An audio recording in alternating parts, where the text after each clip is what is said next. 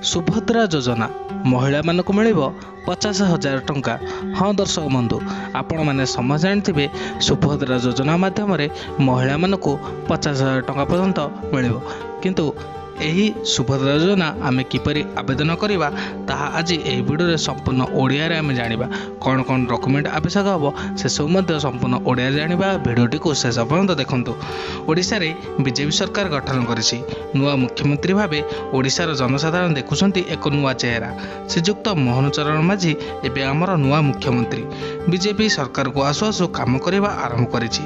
କିନ୍ତୁ ସରକାରକୁ ଆସିବା ପୂର୍ବରୁ ବିଜେପି ତାର ଘୋଷଣାପତ୍ରରେ ଘୋଷଣା କରିଥିଲା କି ଯଦି ବିଜେପି ସରକାର ଗଠନ କରିବ ତେବେ ସେ ଓଡ଼ିଶାର ମହିଳାମାନଙ୍କୁ 50,000 ଟଙ୍କାର ସହାୟତା ରାଶି ପ୍ରଦାନ କରିବ।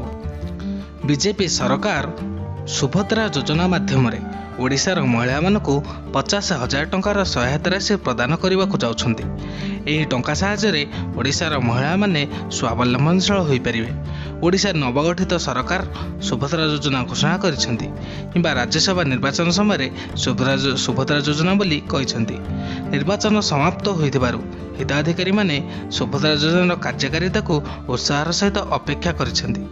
ସରକାର ଗଠନ କରିବାର 3 ମାସ ମଧ୍ୟରେ ସେମାନେ ଏହି ଯୋଜନାଗୁଡ଼ିକୁ କାର୍ଯ୍ୟକାରୀ କରିବେ ବୋଲି ବିଜେପି ପ୍ରତିଶ୍ରୁତି ଦେଇଛି। ସୁଭଦ୍ରା ଯୋଜନା ଅଧୀନରେ ରାଜ୍ୟର ପ୍ରତ୍ୟେକ ମହିଳା 50,000 ଟଙ୍କା ସହାୟତା ପାଇବେ। ଆସନ୍ତୁ ଏହି ଭିଡ଼ିଓ ଜାଣିବା କିପରି ଆମେ ସୁଭଦ୍ରା ଯୋଜନା ମାଧ୍ୟମରେ ଟଙ୍କା ପାଇପାରିବା। ଓଡ଼ିଶାରେ ଭାରତୀୟ ଜନତା ପାର୍ଟି ସୁଭଦ୍ରା ଯୋଜନା ନାମରେ ଏକ ଯୋଜନାର ସଫଳ ରୂପାୟନ ପାଇଁ ପ୍ରତିଶ୍ରୁତି ଦେଇଛି। ଏହା ପ୍ରତ୍ୟେକ ମହିଳାଙ୍କୁ 50,000 ଟଙ୍କାର ନଗଦ ଭାଉଚର ଦେବ। କୁଇଣ୍ଟାଲ ପିଛା ଧାନ କ୍ରୟକୁ 3100 ଟଙ୍କା ହେବ ବୋଲି ଗ୍ୟାରେଣ୍ଟି ରହିଛି। 5 ବର୍ଷରେ 3,50,000 ରୋଜଗାର ସୃଷ୍ଟି କରିବ। ମହିଳାମାନଙ୍କୁ 50,000 ଟଙ୍କା ମୂଲ୍ୟର ନଗଦ ଭାଉଚର ଯୋଗାଇବ ଏବଂ ଚିଟ୍ଫଣ୍ଡ ବ୍ୟବସାୟରେ ଟଙ୍କା ହରାଇଥିବା ନିବେଶକଙ୍କୁ ଫେରସ୍ତ କରିବାକୁ ମାନିଫେଷ୍ଟୋ ପ୍ରତିଶ୍ରୁତି ଦେଇଥିଲା। ଓଡ଼ିଶା ସୁଭଦ୍ରା ଯୋଜନାର ମୂଳ ଲକ୍ଷ୍ୟ ହେଉଛି ସମାଜରେ ମହିଳାଙ୍କ ସ୍ଥିତିକୁ ସୁଦୃଢ଼ କରିବା ଏବଂ ସେମାନଙ୍କ ଆର୍ଥିକ ସ୍ୱାଧୀନତା ପ୍ରଦାନ କରିବା, ଯାହାଦ୍ୱାରା ସେମାନେ ନିଜେ ଆତ୍ମନିର୍ଭରଶୀଳ ହୋଇପାରିବେ।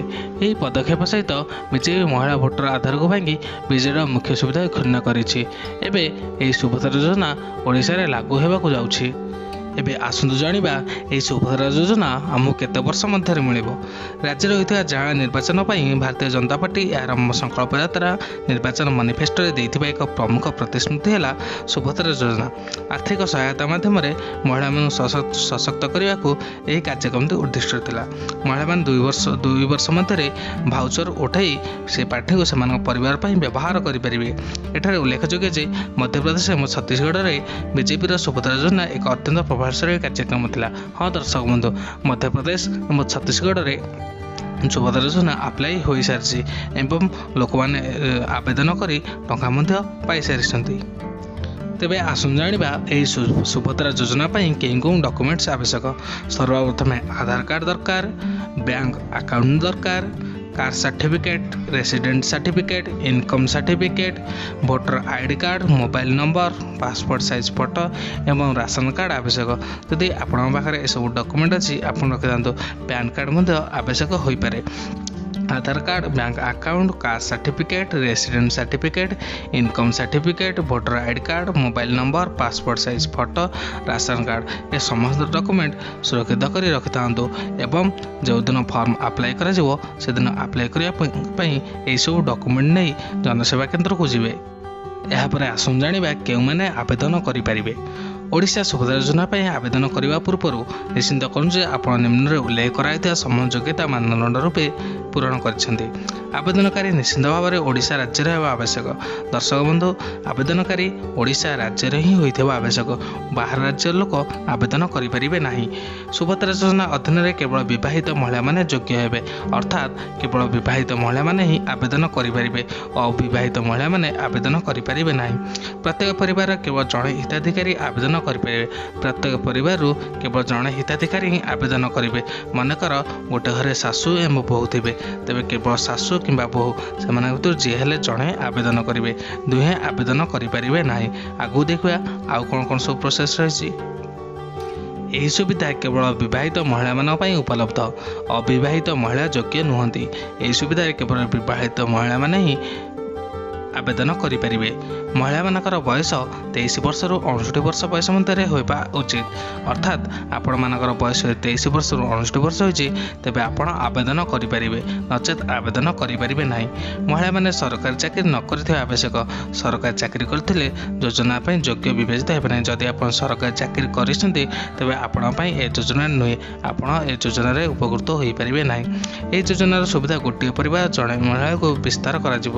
ଅର୍ଥାତ୍ ଯାହା ମୁଁ ଆପଣଙ୍କୁ ଆଗରୁ କହିଥିଲି, କେବଳ ଜଣେ ମହିଳା ହିଁ ଏହି ସୁବିଧା ପାଇପାରିବେ। ସମସ୍ତ ମହିଳା ଏ ସୁବିଧା ପାଇପାରିବେ ନା।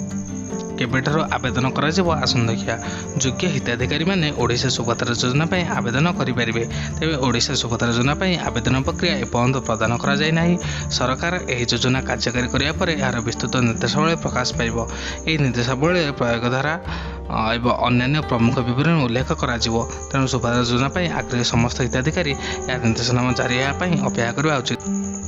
ଆଜିର ଏହି ଭିଡ଼ିଓରେ ସୁଭଦ୍ରା ଯୋଜନା ମାଧ୍ୟମରେ ପୁଙ୍ଖାନୁପୁଙ୍ଖ ଭାବେ ଆଲୋଚନା କରାଗଲା।